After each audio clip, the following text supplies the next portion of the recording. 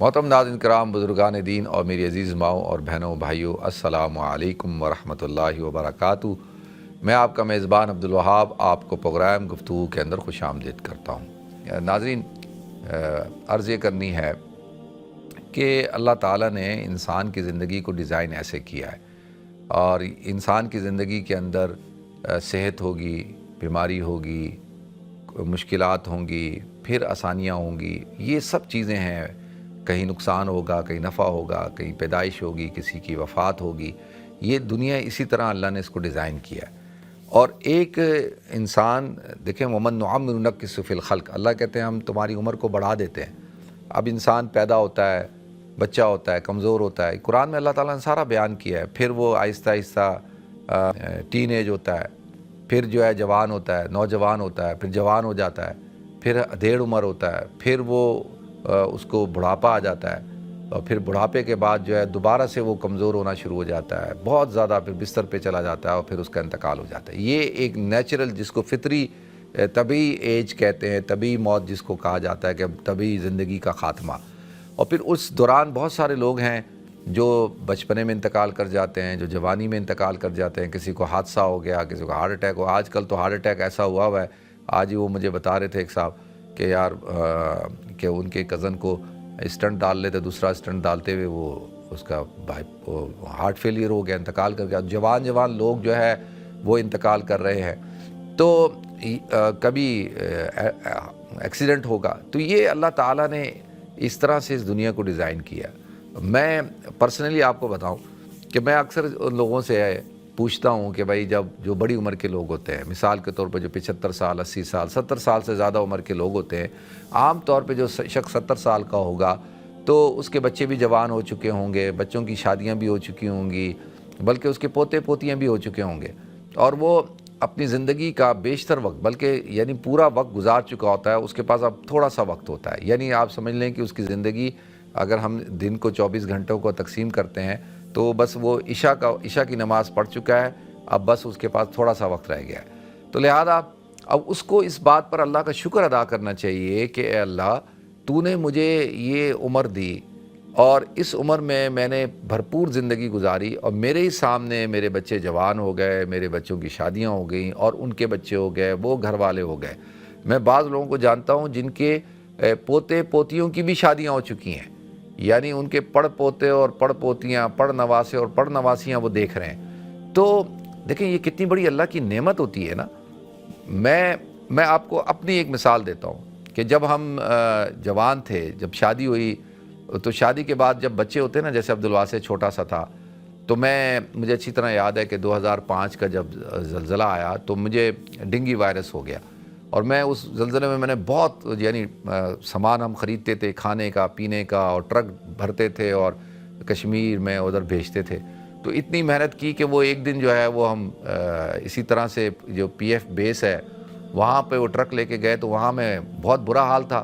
تو وہاں مجھے اچھی طرح یاد ہے کہ ادھر مچھر نے کاٹا مجھے، مچھروں نے، اور اسی رات کو میں بیمار ہو گیا، اور ایسا بیمار ہوا۔ میں 2005 کی بات بتا رہا ہوں، آج سے تقریباً 20 سال پہلے کی بات ہے، اور اس وقت عبدالواسع 1 سال کا تھا، اور وہ یعنی ہاسپٹلائز ہو گیا۔ ڈاکٹروں نے کہا کہ بھائی اب یہ جو ہے نا، اگر اس کے پلیٹلیٹس ختم ہو چکے ہیں، اور اس کو اگر وائٹ سیل نہیں دیے گئے اور پلیٹلیٹس نہیں لگائی گئیں تو یہ بچے گا نہیں، اور بس۔ تو آپ اندازہ کریں کہ اس وقت انسان کی کیا کیفیت ہوتی ہے کہ یار بالکل چھوٹا سا بچہ ہے آپ کا، اور آپ ایک دم فکر میں آ جاتے ہیں کہ یار بچے کا کیا ہوگا، اور بیوی جوان ہے اس کا کیا ہوگا، خاص طور پہ بچے کا کیا ہوگا۔ تو یہ کتنے اندیشے ہوتے ہیں نا، وسوسے ہوتے ہیں۔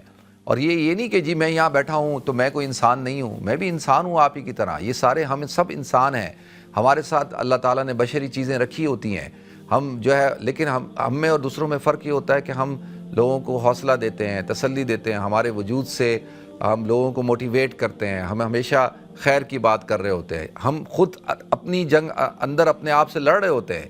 آپ کو نہیں پتا کہ میں اس وقت کیا جنگ لڑ رہا ہوں، آپ کو کیا پتا؟ تو ہر وقت میں بھی بہت سارے چیلنجز کے اندر ہوتا ہوں، اور بہت ساری چیزوں کے اندر فکر ہوتی ہیں۔ یہ تو اس وقت میں ہوتا تھا جب بچے تھوڑے سے اور ہوئے تو بڑے ہو رہے تھے، تو یہ فکر ہوتی تھی، یا اللہ کہ بس تو اتنی زندگی دے، عافیت کے ساتھ کہ میں اپنے بچوں کو بڑا کر سکوں اور اپنی ذمہ داری کو پورا کر سکوں، اور جو میری تو نے رسپانسبلٹی لگائی ہے تو میرے سامنے میرے بچے بڑے ہو جائیں۔ آپ یقین جانیں اللہ تعالیٰ نے کیسے کرتے کرتے آج عبدالواسع بھی 21 سال کا ہو گیا، میری بیٹی بھی ماشاءاللہ 18 سال کی ہو گئی، عبدالوالی بھی جو ہے 16 سال کا ہو گیا۔ اب میں کیا کہتا ہوں، میں کہتا ہوں یا اللہ تھوڑا وقت اور دے دینا تاکہ میں اپنے بچوں کی خوشیاں دیکھ سکوں اور ان کی ذمہ داریاں پوری کر سکوں۔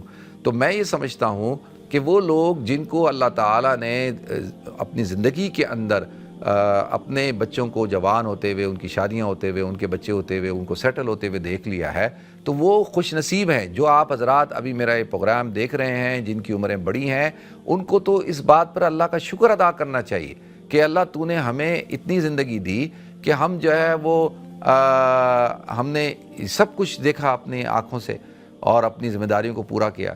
اب دیکھیں، میں آپ کے سامنے کوئی لمبی چوڑی بات اس لیے نہیں کرنا چاہتا کہ وہ لوگ جو جوان ہوتے ہیں، میں نے کتنے لوگوں سے جو ان کو کینسر ہو گیا، جو بیچارے موت کے منہ میں تھے، تو ان کو صرف یہی فکر ان کو لاحق ہوتی تھی، یار ہمارے بعد ہمارے بچوں کو کیا ہوگا، اور ہم تو جوانی کے اندر جا رہے ہیں، ہمارے تو بچے بہت چھوٹے ہیں۔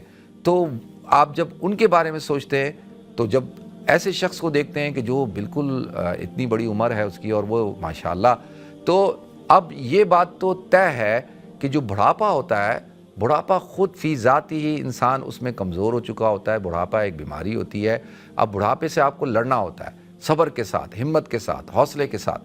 اور بڑھاپے کی طاقت کیا ہے؟ بڑھاپے کی طاقت یہ ہوتی ہے کہ آپ کے بچے، آپ نے اپنے بچوں کی تربیت کیسی کی ہے، آپ کی اولاد بڑھاپے کی طاقت ہوتی ہے۔ آپ کا پیسہ، جو آپ نے پیسہ کمایا ہوتا ہے، وہ پیسہ آپ کی طاقت ہوتا ہے بڑھاپے میں، اس کو آپ نے اپنے اوپر خرچ کرنا ہوتا ہے، آپ نے اس سے اپنے لیے راحت تلاش کرنی ہوتی ہے۔ یہ نہیں کہ جی پیسہ جمع کر لیا تو پیسہ کس کام کا ہے اگر آپ بڑھاپے میں اپنے آپ کو فائدہ نہیں پہنچا رہے، تو آپ کیوں اپنے آپ کو جو ہے وہ مجبور بنا کر پیش کرتے ہیں؟ اگر آپ نے کہیں جانا ہے تو آپ کیب منگائیں، کیب میں بیٹھ کے جائیں۔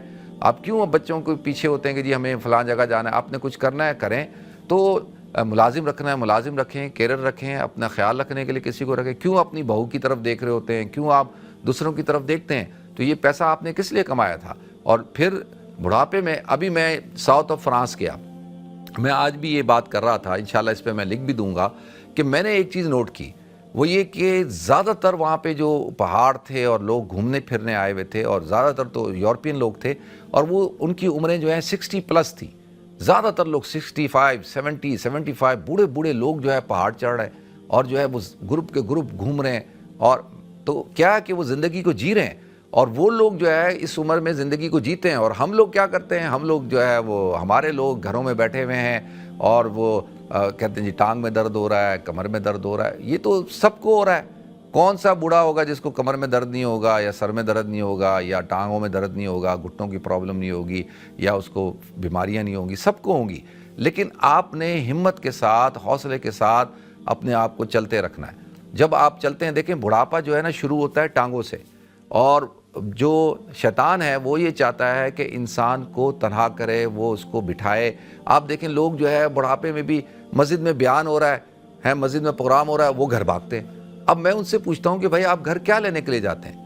آپ مسجد میں بیٹھے ہیں، اللہ کے بندے مسجد میں بیٹھو اور قرآن کی تلاوت کرو، دین کی بات سنو، اور اپنے آپ کو پیدل چلاؤ، تھوڑا سا مشقت اپنے آپ پر ڈالو، تو پھر آپ دیکھیں کہ آپ کا بڑھاپا جو ہے وہ بہت اچھا گزرے گا۔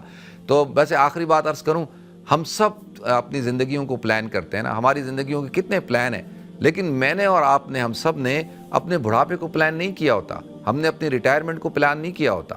ہمیں اگر آپ کو کتاب لکھنے کا شوق ہے تو آپ کتاب لکھیں، کتاب پڑھنے کا شوق ہے تو کتاب پڑھیں۔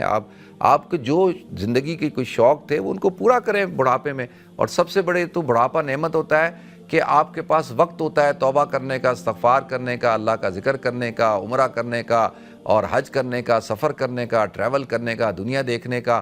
آپ کریں انشاءاللہ، اور پیسے کو اپنے اوپر خرچ کریں، تو پھر آپ دیکھیں کتنا اچھا بڑھاپا ہو جائے گا آپ کا، خوبصورت بڑھاپا ہوگا۔ اللہ تعالیٰ آپ سب کو، ہم سب کو توفیق عطا فرمائے۔